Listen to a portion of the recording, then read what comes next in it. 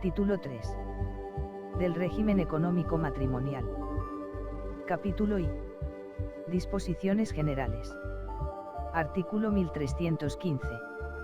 El régimen económico del matrimonio será el que los cónyuges estipulen en capitulaciones matrimoniales, sin otras limitaciones que las establecidas en este Código. Artículo 1316. A falta de capitulaciones o cuando éstas sean ineficaces, el régimen será el de la sociedad de gananciales. Artículo 1317.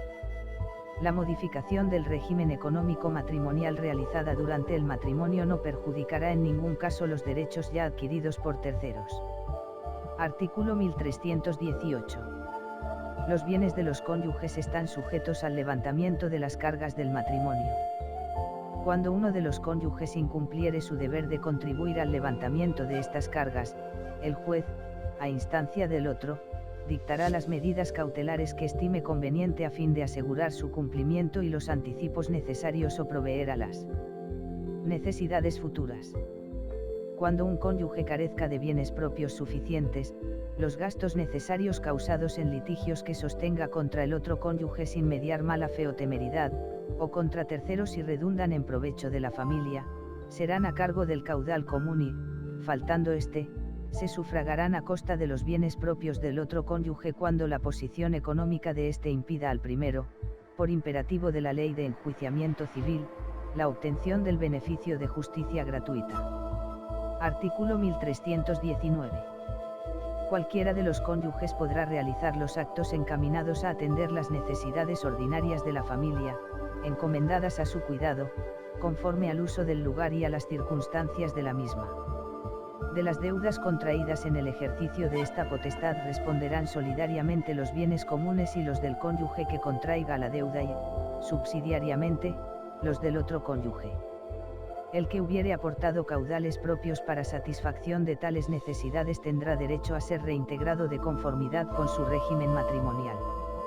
Artículo 1320. Para disponer de los derechos sobre la vivienda habitual y los muebles de uso ordinario de la familia, aunque tales derechos pertenezcan a uno solo de los cónyuges, se requerirá el consentimiento de ambos o, en su caso, autorización judicial. La manifestación errónea o falsa del disponente sobre el carácter de la vivienda no perjudicará al adquirente de buena fe. Artículo 1321. Fallecido uno de los cónyuges, las ropas, el mobiliario y enseres que constituyan el ajuar de la vivienda habitual común de los esposos se entregarán al que sobreviva, sin computárselo en su haber. No se entenderán comprendidos en el ajuar las alhajas, objetos artísticos, históricos y otros de extraordinario valor. Artículo 1322. Cuando la ley requiera para un acto de administración o disposición que uno de los cónyuges actúe con el consentimiento del otro, los realizados sin él y que no hayan sido expresa o tácitamente confirmados podrán ser anulados a instancia del cónyuge cuyo consentimiento se haya omitido o de sus herederos. No obstante, serán nulos los actos a título gratuito sobre bienes comunes si falta, en tales casos, el consentimiento del otro cónyuge. Artículo 1323. Los cónyuges podrán transmitirse por cualquier título bienes y derechos y celebrar entre sí toda clase de contratos.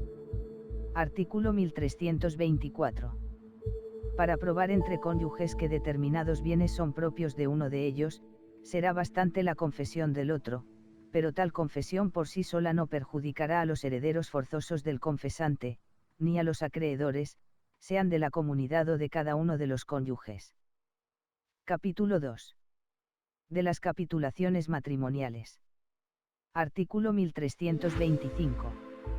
En capitulaciones matrimoniales podrán los otorgantes estipular, modificar o sustituir el régimen económico de su matrimonio o cualesquiera otras disposiciones por razón del mismo. Artículo 1326. Las capitulaciones matrimoniales podrán otorgarse antes o después de celebrado el matrimonio.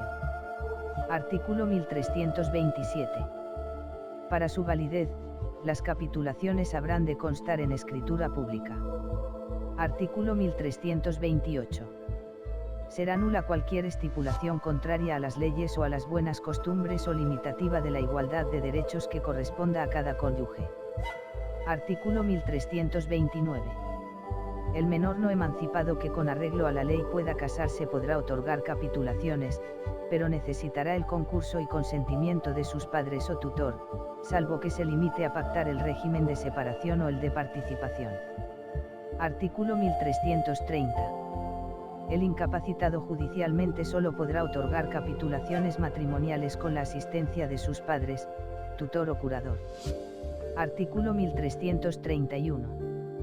Para que sea válida la modificación de las capitulaciones matrimoniales deberá realizarse con la asistencia y concurso de las personas que en estas intervinieron como otorgantes si vivieren y la modificación afectare a derechos concedidos por tales personas. Artículo 1332. La existencia de pactos modificativos de anteriores capitulaciones se indicará mediante nota en la escritura que contenga la anterior estipulación y el notario lo hará constar en las copias que expida. Artículo 1333.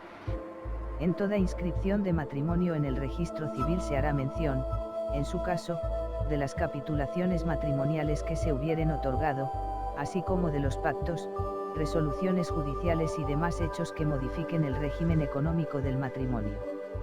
Si aquellas o estos afectaren a inmuebles, se tomará razón en el registro de la propiedad, en la forma y a los efectos previstos en la ley hipotecaria. Artículo 1334. Todo lo que se estipule en capitulaciones bajo el supuesto de futuro matrimonio quedará sin efecto en el caso de no contraerse en el plazo de un año. Artículo 1335. La invalidez de las capitulaciones matrimoniales se regirá por las reglas generales de los contratos. Las consecuencias de la anulación no perjudicarán a terceros de buena fe. Capítulo 3. De las donaciones por razón de matrimonio. Artículo 1336. Son donaciones por razón de matrimonio las que cualquier persona hace, antes de celebrarse, en consideración al mismo y en favor de uno o de los dos esposos. Artículo 1337. Estas donaciones se rigen por las reglas ordinarias en cuanto no se modifiquen por los artículos siguientes. Artículo 1338. El menor no emancipado que con arreglo a la ley pueda casarse, también puede en capitulaciones matrimoniales o fuera de ellas hacer donaciones por razón de su matrimonio, con la autorización de sus padres o del tutor. Para aceptarlas, se estará a lo dispuesto en el título 2 del libro 3 de este código. Artículo 1339. Los bienes donados conjuntamente a los esposos pertenecerán a ambos en pro indiviso ordinario y por partes iguales, salvo que el donante haya dispuesto otra cosa. Artículo 1340. El que diere o prometiere por razón de matrimonio solo estará obligado a saneamiento por evicción o vicios ocultos si hubiere actuado con mala fe. Artículo 1341. Por razón de matrimonio los futuros esposos podrán donarse bienes presentes. Igualmente podrán donarse antes del matrimonio en capitulaciones bienes futuros, solo para el caso de muerte, y en la medida marcada por las disposiciones referentes a la sucesión testada. Artículo 1342. Quedarán sin efecto las donaciones por razón de matrimonio si no llegara a contraerse en el plazo de un año. Artículo 1343. Estas donaciones serán revocables por las causas comunes, excepto la supervivencia o superveniencia de hijos. En las otorgadas por terceros, se reputará incumplimiento de cargas, además de cualesquiera otras específicas a que pudiera haberse subordinado la donación, la anulación del matrimonio por cualquier causa, la separación y el divorcio si al cónyuge donatario le fueren imputables, según la sentencia, los hechos que los causaron. En las otorgadas por los contrayentes, se reputará incumplimiento de cargas, además de las específicas, la anulación del matrimonio si el donatario hubiere obrado de mala fe. Se estimará ingratitud además de los supuestos legales, el que el donatario incurra en causa de desheredación del artículo 855 grados le sea imputable, según la sentencia, la causa de separación o divorcio.